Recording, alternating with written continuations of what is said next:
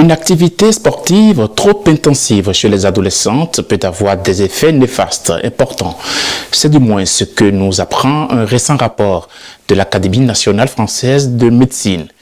L'observation a notamment porté sur les sports d'apparence et de silhouette, à savoir les disciplines dans lesquelles la performance est fortement dépendante de la taille ou du poids des athlètes.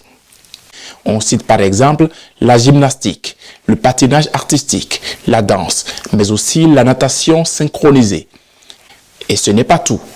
D'autres sports sont concernés tels que le tennis et les courses de fond. Le rapport met en lumière de nombreux facteurs. Entraînement intensif, apport nutritionnel en raison du contrôle excessif de la silhouette, troubles endocriniens, troubles métaboliques, pour ne citer que ces exemples. Alors, quels sont les risques possibles? Selon l'étude, l'activité physique de la jeune fille, lorsqu'elle va au-delà de 20-25 heures par semaine, peut entraîner plusieurs retards.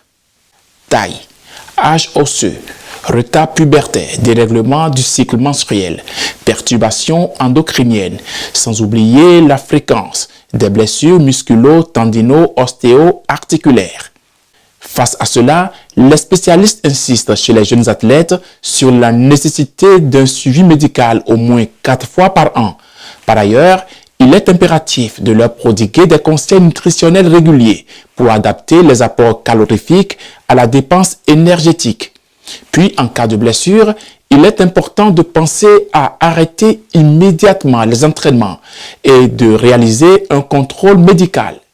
En gros, encadrement, suivi médical, conseils nutritionnels, mise en place d'environnements affectifs, psychologiques et sociaux sont autant de points sur lesquels les actions doivent porter pour permettre aux adolescentes de réaliser pleinement la carrière sportive dont elles rêvent.